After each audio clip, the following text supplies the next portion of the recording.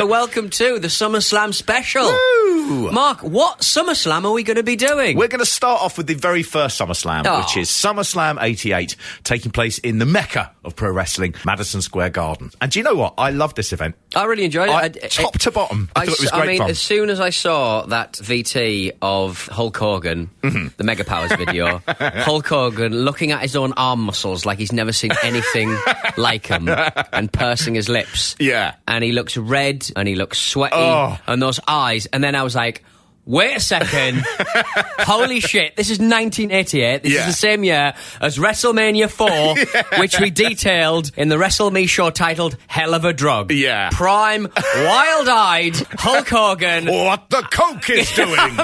Having such a lovely time. I wasn't going to call out it like that, Mark, but I'm very much on board with SummerSlam 88 because Prime Hulk, Prime Macho Man Randy Savage in that VT just sounding like a revved up Hot Wheels car. Just not even forming words anymore. just a And you've got the classic Ultimate Warrior promo that he does, where he is off his fucking box. And the nice thing about that is, in the background, you've got people like Dynamite Kid. I mean, when Dynamite Kid is looking at you and going, this guy is taking too much fucking stuff, you are in trouble.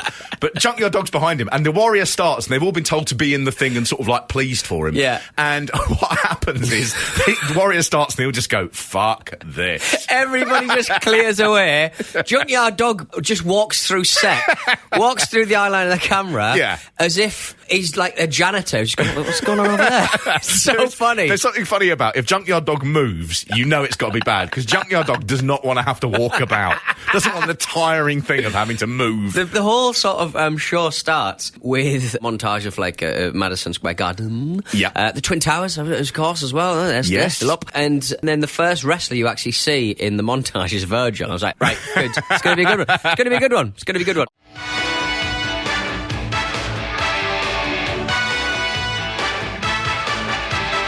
The bit I remember the most is just how different this was to the TV that we had in Britain. The one thing I can think of that was on in 1988, I think it might have been It's a Royal Knockout was on, and the ITV Telethon. And did you ever see the ITV Telethons? Was it in the BT Tower? I think it was. Was it like kind of like a load of men and women in really smoky, visible smoke answering phones? They always look like they were filmed in a telephone exchange. The most glamorous place to do TV. Everyone is either wearing a suit or they would wear a sweatshirt that had like those hand-placed letters that would say ITV Telethon. Not quite spaced out, just a little bit too much. And when you sort of saw that window with WWE at this time, certainly for me, it just felt like you were looking into this impossible future. It made America look like it was so exciting and pumped compared to Britain, where everyone on TV had been in the war. Even in like the 90s, everyone was like, well, when I served at Al Alamein, it just really odd. Everyone looked like for entertainment they watch Steeples fall. Like they just look sad. Like everything's changing. They don't know why. And they look. I like going back and watching these because it does remind me just why wrestling was so spectacular, especially if you were 12 years old in the 80s, that it was like nothing you'd ever seen before.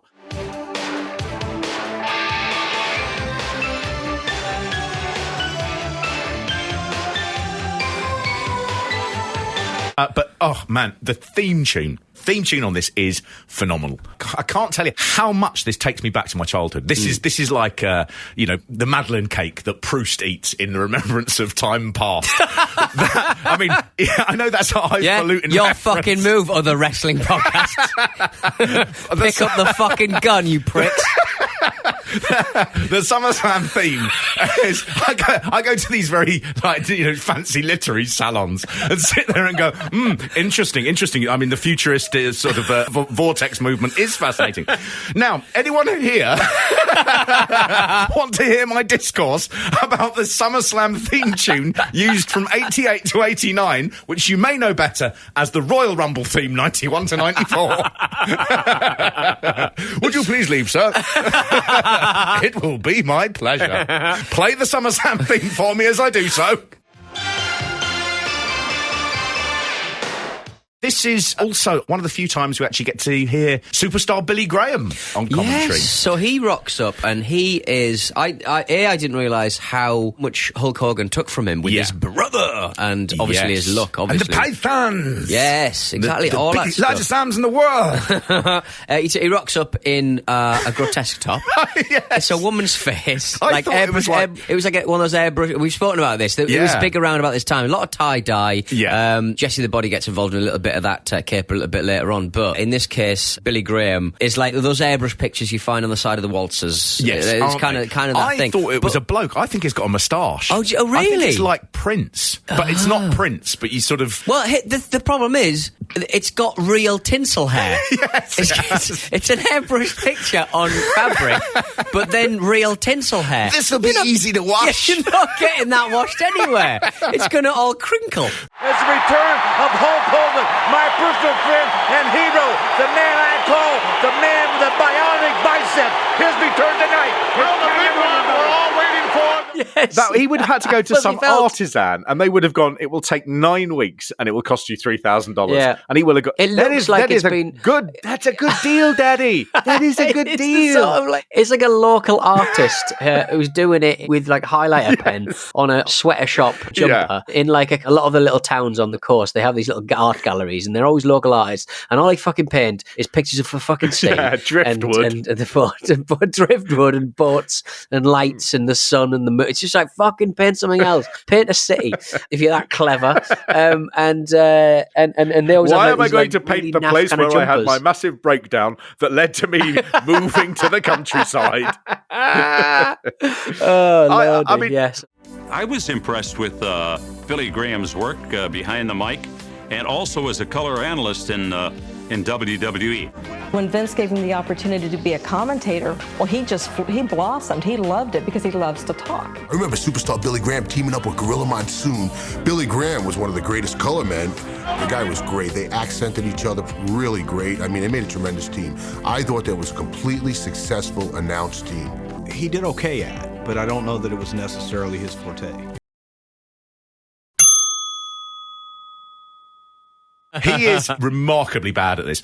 Basically, he's come back a long-term big heel and big draw for the WWE over the years. And he is back at Madison Square Garden, the place where he has sold out 1 million times, but he's destroyed his body through steroid use. His hip has gone. So he's retired from being an active wrestler, and they put him on the mic. In his prime, he's one of the great talkers. He's really good. Too sweet to be sour! All this sort of like beautiful jive patter that he's got. Right. When I walk down the street, kings and queens step aside. Every lady I meet, they all stay satisfied. See, I can make a rich woman beg. I can make a good woman steal. I can make an old woman blush and a young woman squeal. And they stick him here, and he's terrible. And I try to work out why he's bad. Maybe. Is it because he has to... I think so. He's kind of got to be a bit more functional rather than just repeat. He's good when he's talking about himself. Right, and the problem is his whole jive patter thing doesn't really work when you're just going, there's a match. And so he's got this horrible thing where he repeats himself again and again and again. And so he's got this horrible thing where he repeats himself again and again and again. And so he's got this horrible thing where he repeats himself again and again and again. And so he's got this horrible thing where he repeats himself again and again and again. And then he'll add the word brother. So he'll go, Gorilla Monsoon goes, that was the end. And he goes, that was the end. He knew it was the end, brother. And it's just, we're no further into a discourse. He doesn't know where he is. He's out cold. He doesn't know what building it is. What state, Gorilla Monsoon, brother? Nothing. He's standing up. He's on his feet. He's standing, brother. And it's just this that you go, shut up, Give man. us some insight, man, for crying out loud. He'd have been very good at podcasting. It just absolutely nothing. Just keeping it going. Yeah. And I mean, people at the start are genuinely going, wow, Gorilla Monsoon is persevering with his, one of my favourite things that Gorilla Monsoon repeatedly says during his tenure as main commentator. You can feel the electricity in the air, you can cut it with a knife. Yeah, he Once says again, Gorilla, don't cut electricity with a knife. This might be the reason that Gorilla died at 62. He said it was a heart attack, he put a knife in a toaster. He obviously has been told by someone that all the kids in 1988 are calling things are happening. Because he says it, I think, 8 times in the thing. It's a happening! And it is going to be something else. Don't you dare leave your seat, because this is going to be happening. Hello, everyone. I'm Gorilla Monsoon along with superstar Billy Graham, and this is indeed superstar a happening. Yes, it is, Gorilla. And I don't think he's saying it like it is a happening. Right. I think he's going, it's a happening. It's happening. like it's a popping.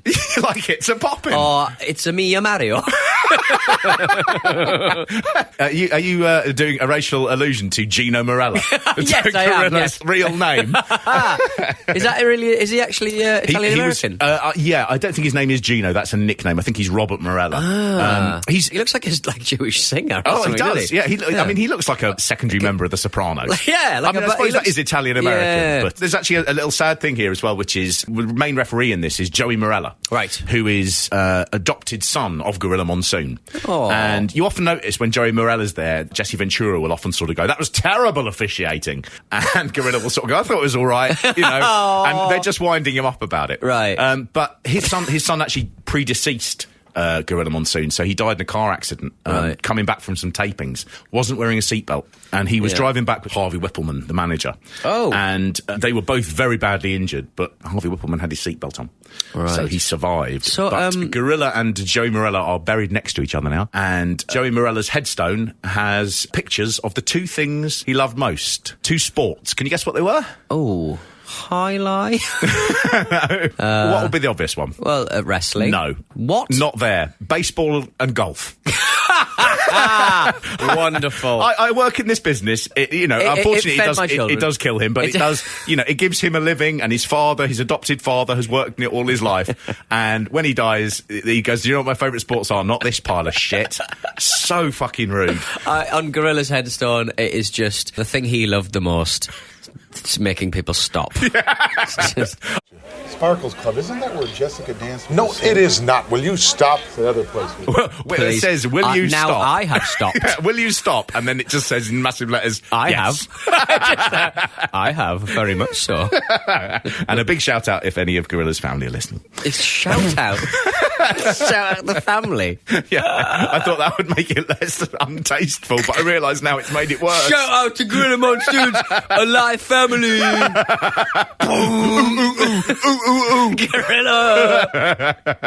Gorilla family. What a good way to start. Yeah, great. Brother, they're being rude about Gorilla. About Gorilla, they're being rude, brother. It's a better way to start than we were last night. Marc Haynes, do you want to let people into how this recording session has gone thus far? Yes, we're actually recording this in the morning, which is unusual for us. We were supposed to record it on Sunday. Yes. But you had a cold. I had a cold and I sounded dreadful and felt even worse. We then decided to record it on Tuesday, and I turned up on Tuesday evening, what I call Marty Jannetty. I'd had quite a lot of booze. There is 5 minutes of a recording I have since deleted because of my respect and mutual love for you. Mark turned up and I was like, yeah, that is just too slurry. That is too slurry for words. The thing is, I could have been drunk and nobody would have noticed, but the problem is Mark has to do a lot more talking than me. I was doing a big list of my enemies, people I know and want to sleep with. I was going through it. I thought we were flying, and I think we made a mistake in canning it, to be honest. And we could have recorded this like a week ago. We went to see Paul Simon, tiny Paul Simon, who I reckon I could probably tombstone. Oh, absolutely. But I mean, you'd only do it once. He looked frail. I think it's fair to say. He looked actually a little bit like Dynamite Kid in about 97. When Dynamite Kid had his last match, which was he turned up and the people would audibly but he was very, very thin, and he had his old wrestling gear on, and it was really baggy around the legs, and he looked oddly like Paul Simon did when we saw doing him. Graceland. Yeah, absolutely. I mean, and the difference is doing Graceland, you're not going to damage your own back and neck, you know. But that's pretty much the only similarity I can think of between Paul Simon and the Dynamite Kid. But maybe by the end of this show, we'll find some more. Absolutely.